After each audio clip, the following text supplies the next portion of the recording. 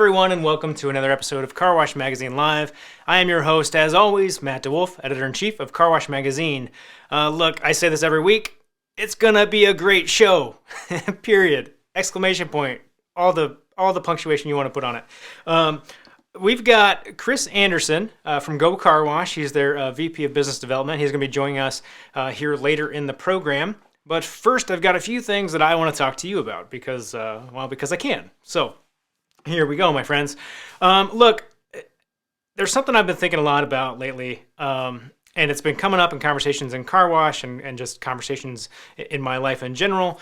And it's a two-word phrase that I heard long ago back in college. And I'll tell you what that phrase is in just a minute, but this is kind of how it goes, all right? So I'm in this class in college, and it's a storytelling class, and you have to pitch your stories and get permission to write them. And so I'm doing the work, and I'm thinking, yeah, I got everything covered off. I've got my five, my who, what, when, where, why, how.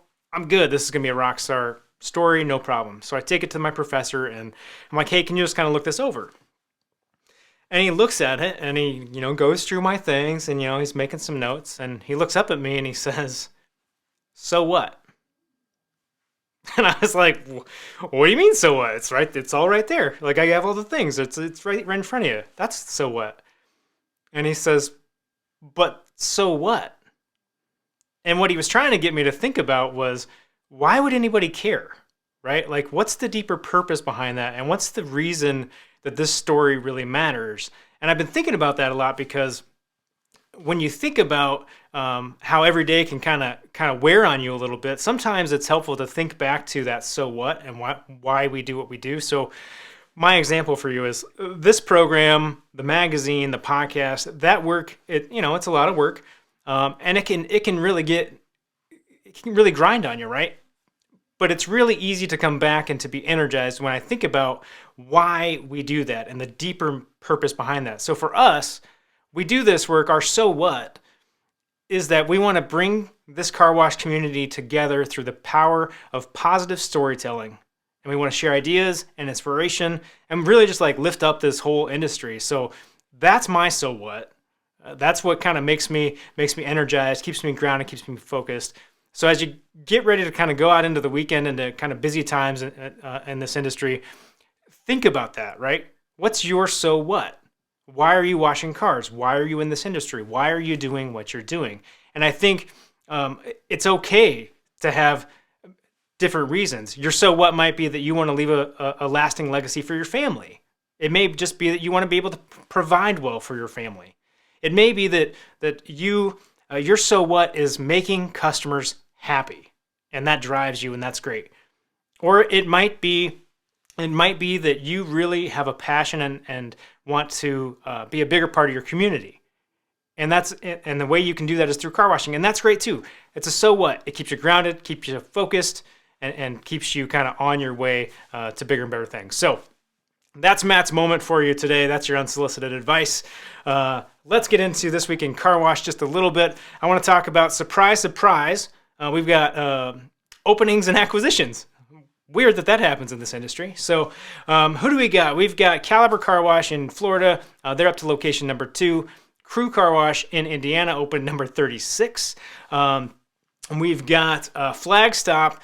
They actually got completely out of the full service business, and they're express exterior only now.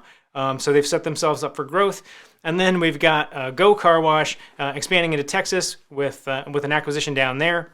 That makes it number 37. So, ironically enough, we're talking to Go Car Wash today, and we're going to see a Texas location, not the one that they purchased, but one that is done. So, we'll get to that in just a few moments. Also, this week in Car Wash, we've got, fittingly enough, an episode of Car Wash the podcast for you, the first of 2 parts on assessing your business for sale. Who knew? Who knew how timely that could be? So check that out if maybe you're kind of getting that way in your career, or guess what? It's really helpful to do these things right on the front end. So check that out. Get yourself set up the right way for whatever's going to come down the road. Another thing that we have been talking about over in ICA land, and look, I'm just going to show you guys this because last week I talked about it and I didn't show it, and I kind of felt bad about it. So we've got a new website, carwash.org. I just want to show you guys real quickly what it looks like because it's very different. It's a vast departure from what we had going on before. You can kind of see here. There's a theme here. This is the story of how ICA lifts up our industry. So you can kind of check that out on your own time. But do check that out. I want to make sure that you take a little time with that. Another thing you've been hearing ICA talk a lot about lately is LEAD. And so this is car wash training for car wash managers, launched this year. So I could tell you all about it. And you're going to say, well, Matt, shut up. Let somebody who's actually using that thing tell me about it. And I'll say, okay, here you go.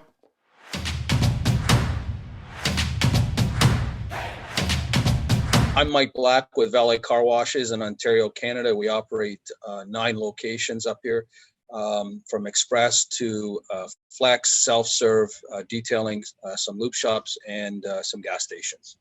What I found attractive about LEAD was, as a company grows and you have multiple operations with a lot of employees, training is a great aspect that you have to get a handle on. And we had been trying to develop our own online training system for some time, but it just kept getting pushed to the back burner. So when I was made aware of LEAD, the LEAD program, I jumped right on it. I said, this is a great platform that we can use to have consistency among our network. This program is car wash specific.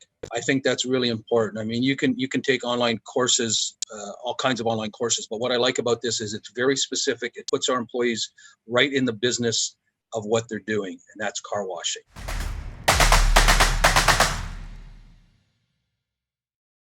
All right, there you have it. Real testimonial from a real user of the program, not me talking to you about it. So there you have it. That's Mike Black from Valet Car Washes. If you want more information about LEAD, obviously go right down here. No, not there. Hang on. That's not where you want to go. You want to go right here. Yep, that one. carwash.org/LEAD. That's where you're going if you want to get a little bit more information about that particular program. So we've been talking a lot about sales and acquisitions so far this episode. We're going to just stay down that path. I don't see why we wouldn't. Last week we had on the program Josh Feedy from Sales Reach, and he was talking to us a lot about sales and buyer enablement and sales enablement and a whole bunch of stuff to kind of help us sell more stuff and keep more customers. But in case you missed it, I did want to share this little tidbit from him for you now. You can coach sales. You cannot coach empathy. You cannot coach someone to have a good work ethic. So when I hire for the person. I hire for the skills that make for a good sales professional. Sales, as long as they have those other skills, as long as they are empathetic humans, as long as they pay attention to the things that are happening, the cues, the social cues coming from people, as long as they have the ability to work through challenges, because the hardest thing for most people in sales is the amount of no's it takes to get to a yes. Okay. And when you're standing at the ticket window and you ask 100 people, would you like to upgrade to the unlimited? And they say, no, stop asking me that. Right.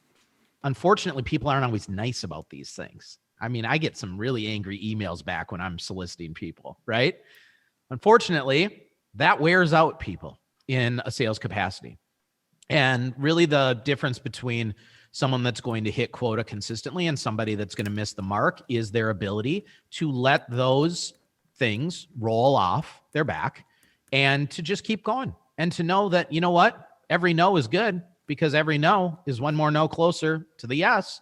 And if I can keep these no's coming, I'm going to hit enough yeses to leave this day on solid footing. Right.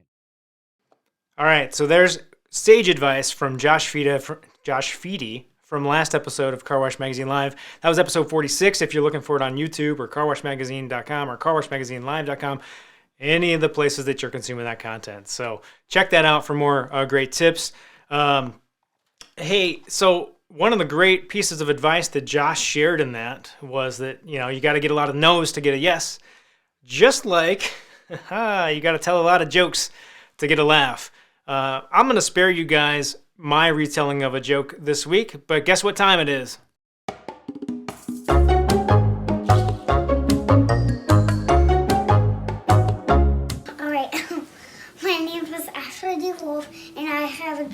you. Why didn't the skeleton go to the dance? Do you know?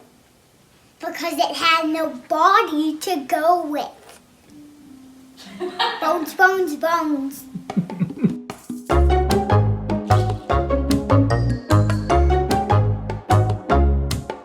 There you go.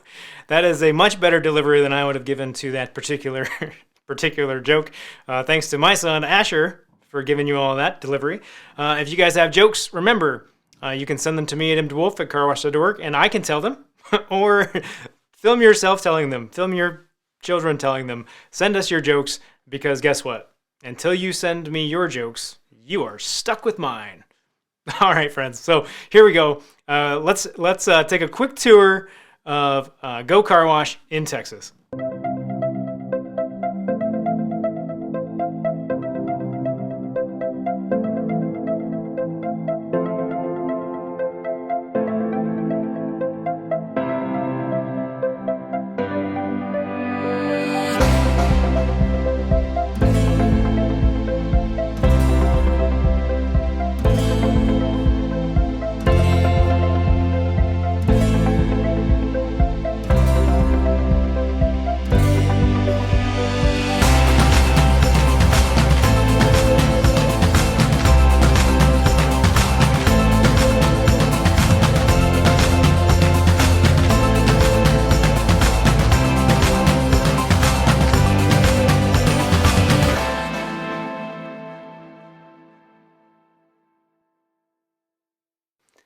All right, that's the facility for you. A quick look, a lot of really great drone footage. And joining me now on the program, of course, sort of live and in the flesh, is Chris Andersen. Chris, welcome. Matt, it's great to see you. Thanks for having me on the show. Hey, so you're back in the industry. You left for a while. Where'd you go? What's going on? Yeah, no, I was in the industry for several years. I was actually on the ICA board for a little while. I left to do a private equity venture back in my construction background. And admittedly, while I was gone, I couldn't get rid of the bug. So I initially decided to look at opening up my own car wash. And in that process, I got to know Go Car Wash. So I had the opportunity to be able to come back. You got the soap in your blood. It happens. It does. So tell me a little bit about just kind of your background, and then maybe kind of what was it about Go that kind of sucked you back into the industry? Yeah. No, my background before I got into the industry was in manufacturing and construction. I entered the car wash business by joining one of the world's largest OEMs here in Colorado, and subsequently left. And what really drew me back in were the people around car wash, and I love the entrepreneurialism, and I started pursuing it and looking at what I could do to be able to be an operator in car wash. And while I was doing that, I had the opportunity to meet Brett Meinberg and Bill Derwin and some of these other guys at Go. And they convinced me to join Go Car Wash. And today I am the head of acquisitions, or head of business development, which is mostly acquisitions, but it's also ground up work. At the same time, I tell you, I haven't given up the dream of opening up my own Go Car Wash. I'm in the process of doing a full service conversion to Express right here in Denver. So I'm really happy to be back in the industry. So I guess the $1 million question is, would you acquire yourself? I guess is that how that goes? Well, it's funny you mentioned that, because we have several people at Go Car Wash who've owned their own car washes, and they have subsequently sold, but nobody's actually sold to Go Car Wash. They've sold it to somebody else. That's funny. So selling to the competition. That's how we roll. That's funny. Hey, so okay, let's talk a little bit. I know you guys have been on a pretty rapid growth trajectory here in the last year or two. Can you talk a little bit about kind of what you all are doing and where you're going and your approach to that? Yeah, I mean, so just at a high level, our vision, or to use your term, or what's your so what? Our vision is really to be the world's most admired car wash company by enriching the lives of our team members and our customers. And we do so through convenient and consistent car washes across the United States. So far, we've only been around for about a year and a half, and currently we have 37 car washes. So we're growing at quite a rapid pace, and we can plan on continuing to do that. Some of the unique things about Go Car Wash is We're leveraging technology. We are hiring car wash people because we really want to have car wash people within the organization. And then we have some unique values and a really strong, supportive financial backer to be able to get us to several hundred car washes over the next couple of years. That's a number. That's like 20 or 30, several hundred, you said. Yeah, several hundred. We're very bullish on the marketplace. We think we could do very well. And so we're going to continue to acquire. We're going to continue to develop. And so long as there's an unmet need in the car wash space, we feel that we can continue to do this. So we're very excited about our future. I want to come back to your take on the market in general, because I think that's really interesting. But I'm going to go a different path real quick. When you go in, I think this is really interesting what you just said about car wash people. When you guys go in to an acquisition, you have a little bit of a different approach in terms of like what you do with the brand, what you do with the people. Can you just at a high level kind of talk about that for me? Sure. I mean, first and foremost, we really like express model car washes. We're not a full serve type of car wash.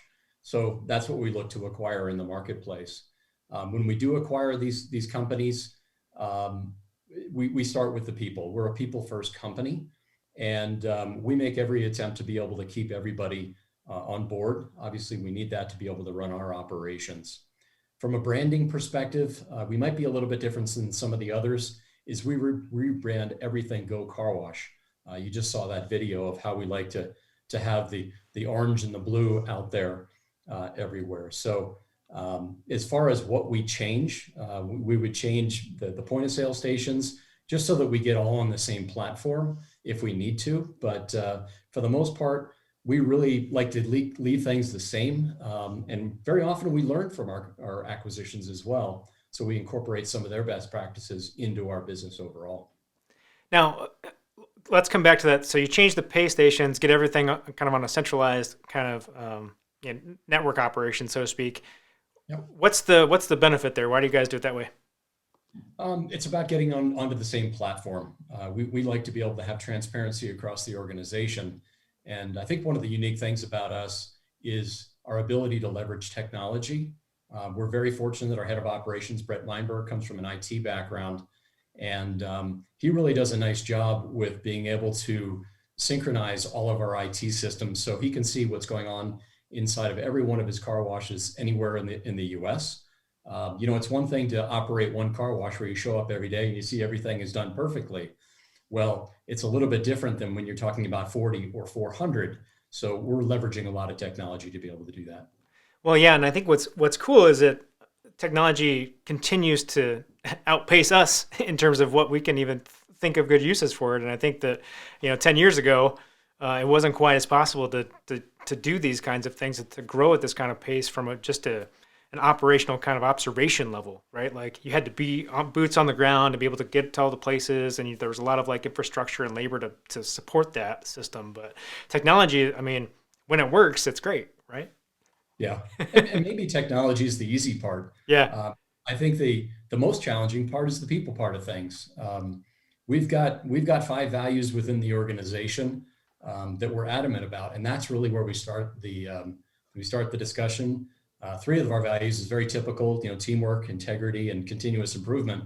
But 2 of the other values may be a little bit different than other companies in that we really believe in fun and we believe in caring, and that goes back to our overall mission, where we're trying to take care of our team members and our customers as well. and I think so.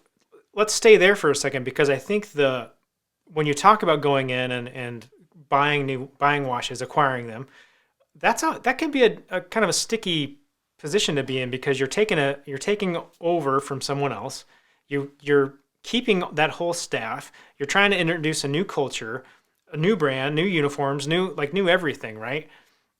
What do you think is kind of key to pulling that off? And you said fun. I assume that plays into that. Oh, for sure, fun plays into that. It's about continuing on part of that legacy of that initial owner had in the first place. But it's interesting because we've got 4 team members on our team that actually were the owners of the previous company. So they've actually joined us. And what they tell us is they appreciate the opportunity to be able to work for a larger organization and get a different experience in different functions throughout the company. So that's really important to us to be able to offer that to our acquisitions. In addition to that, we have some acquisitions and some sellers who want to go sit on the beach. Fantastic. We give them the opportunity to be able to do that. Other ones that we have, they're tired of the operating side of the business, but they love the development side of the business. So we bring them on not as employees, but as contractors to be able to do the development side of the business. And we've got several cases there it's very successful for us to be able to do that. Well, and the thing that's really great is when you come in that kind of a situation, you can really make it very obvious for folks within that wash that there is a path, right? There's a career path, and maybe that career path isn't necessarily along a traditional route of, okay, I'm on the front line, and then I'm going to work up, and I'm going to manage the site, and then I'm going to, eventually I'm going to run the whole wash, or I'm going to run a few washes. It could be, hey, I want to be a marketer. Like I want to go that way. Well, that might happen, right? And it did for you guys, right?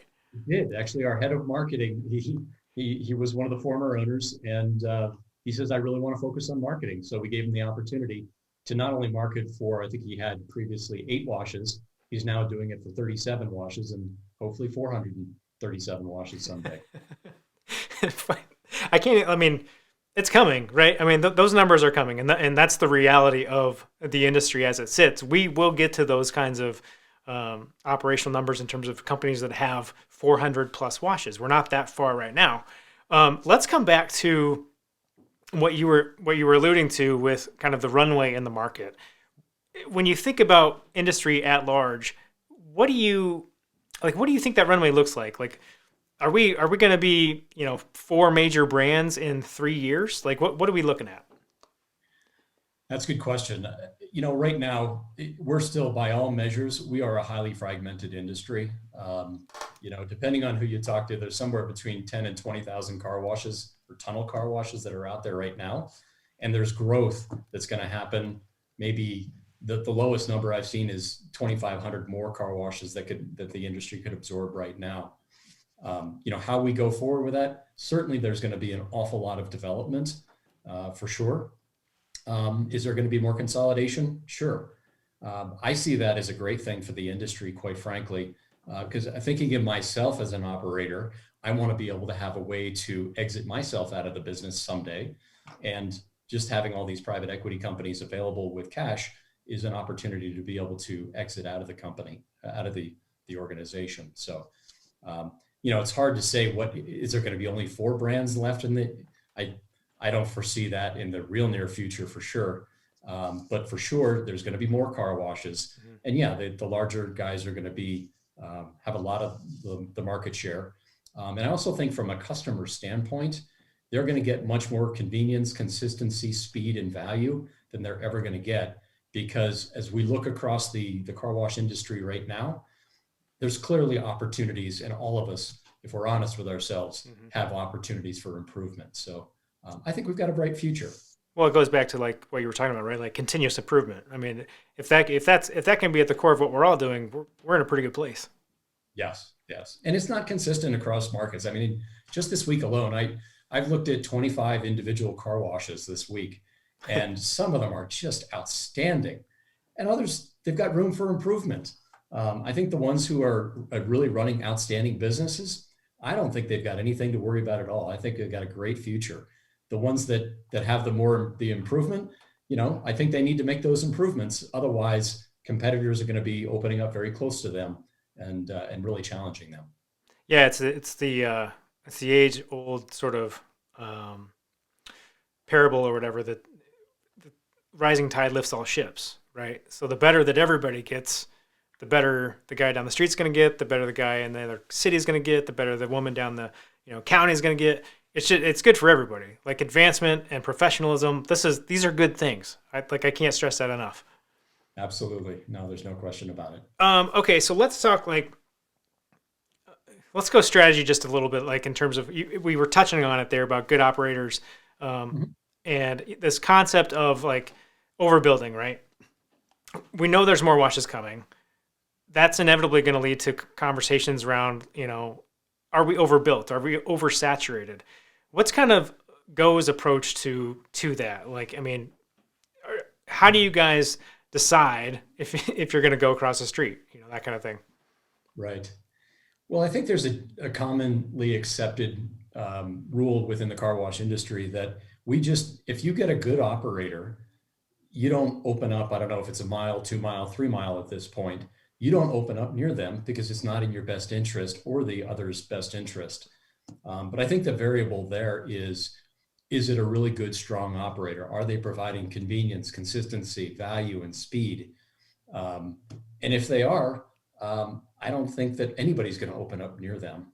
I know the other major consolidators, we have respect for each other, and we try not to open up very close to each other or even within the individual markets. So, I don't see that as being an issue.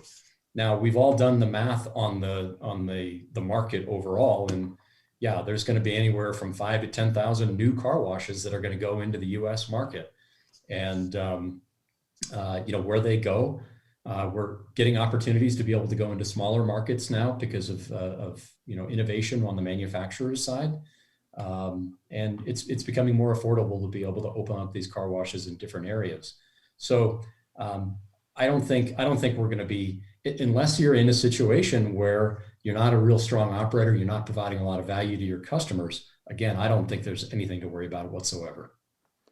Yeah. So the pressure is on for all of us. Just do our best. Just be our best, and you'll be fine. That's fine. Exactly. I'm gonna switch gears here a little bit, and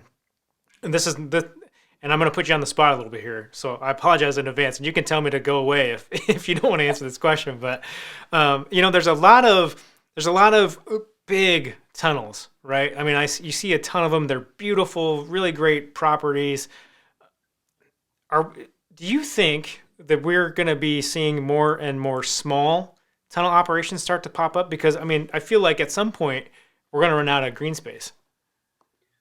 When you talk about big, are you talking about just the individual size of the tunnel, or are you talking? I guess the site in general, right? Like I'm thinking in terms of, like, you were just talking about being able to go into some of these smaller markets. Well, Yep. I mean, obviously there's green space there, but if you start thinking about these washes that want to pop up maybe in more populated regions where there's not a lot of land available, Mm-hmm. do you see more of the mini tunnel trend catching on? Like, is that something that Go's even considering or thinking about too? I do believe that's going to be part of the future for sure. We've got tunnels that we're working on that are half an acre, and yes, you can wash a clean, dry, shiny car within half an acre. I think so long as you can provide the value to the customer, sure. Just for me personally, the site that I'm looking at is about 0.7 acres. So I'm convinced that I wouldn't do it unless I could get that clean, dry, shiny car. And I think the equipment manufacturers are to credit for a lot of what we can do today, because they've really innovated in the space. And I used to be one of the manufacturers, so I can speak to this.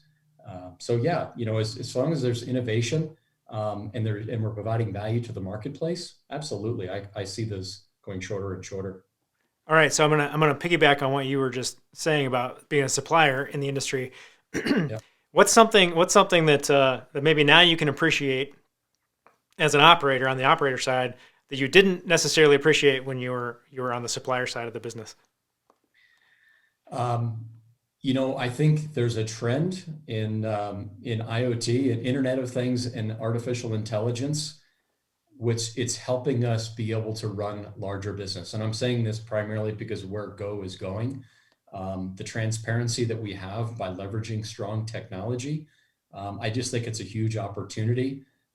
We're seeing all the manufacturers come out with better ways to help us, cloud-based solutions. And I think there's a great future there for leveraging some of these new technologies that, quite frankly, in other industries, this is 30, 40 years old technology. And I think it's just coming to car wash now. The good news is we're making the most of it. Yeah. Yeah, exactly. Hey, if you guys watching at home or at the wash or on your phone or in your car, wherever you might be, if you guys have questions for Chris, I didn't mention this, you can put those in the comments and we will feed those up. I want to get the brand story though, because I see the Go on the logo. I know where that's from. Can you tell everybody else where that's from? Sure. Well, the history is we have some car fanatics within the organization. They love fast cars.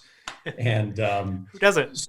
if you look at one of the great all-American stories of the auto industry in the United States, you can't help but go back and look at the Ford Motor Company in the 1960s, where Lee Iacocca was trying to improve the brand of the Ford Mustang. And to do that, he needed a racing team. And that's where he engaged with Caroll Shelby and created the Shelby America racing team. And they created their own moonshot. And the moonshot was to win the 24 hours at Le Mans. Now, up to this point, it's all been about Enzo Ferrari. Enzo, the Ferrari racing team, just a legendary racing team. And they said that they want to beat Enzo Ferrari. And so within a very short period of time with Ken Miles, they put together the racing team. They built the car. They built it in a very American style by putting a huge engine inside of this thing. And they ultimately went over to Le Mans. They took 1, 2, and 3 in 1966. They subsequently came back, and I think they won it the next 2 or 3 years after that as well. But what a great American success story. And it's something that we take to heart here at Go Car Wash, because it's about a really winning team. And it's what we're trying to put together every day. I love that. I love that whole approach, and like it fits right in with kind of the core of like who Go is from a leadership and probably as you go throughout the organization as well. I think it's a great story, and it looks cool, right? I mean, it's like vintage car. Like, how can you go wrong with that? It's so good. All right, last question that I have for you, assuming that we don't get anything else kind of coming in through the book of faces. I've been asking this a lot on some of our panels, but I'm going to ask you this one too. What's one thing I can do today to be kind of better tomorrow? Like right off the bat, it's going to give me like an instant return. Yeah, I think the most important thing you can do today to be better tomorrow, at least from a car wash operation standpoint, is really listen to your customer. I think the ICA's got that great survey that's out there that really captures the voice of the customer. But doing what they're really looking for, is it that clean, dry, shiny car? Is it that emotional experience that they're looking for going through the tunnel? And, I think by doing that, that could really have a significant impact on the business. And I think I have to add this, being at Go Car Wash, is very often your customer isn't necessarily the person driving their car through there. It could be that team member standing in front of that car wash and listening to them and getting their perspective and really creating a better future for them as well. Because at the end of the day, I can fail because I'm sitting in the office. Those who are out on the front lines, they can't fail out there. And that's really an important point. So whether your customer is that car wash owner or the car owner, or it's your team member standing in front of the car wash, really listening to them, getting their perspective and doing what's right by those two. That is sage advice, my friend. I love that. I love everything about that. Well, look, I'm going to let you get back to the business of washing cars, whether it's at the wash you're developing or one you're working on for Go. But I just want to say thank you so much for sharing some of your story and sharing what Go is up to. Thanks for having me, Matt. Great to be here. Hey, for everybody watching at home, if you want to see more stories like this, you want to get inspired, you just want to have some fun and hear some jokes, we've got all the previous episodes of Car Wash Magazine Live for you on our YouTube channel, as well as at carwashmagazine.com. Or you just scroll on Facebook for a long time, and you can watch them all there as well. So, friends, that's all for this week. Until next week, you know what you got to do, and that is keep it clean. I'm just having a good day, having a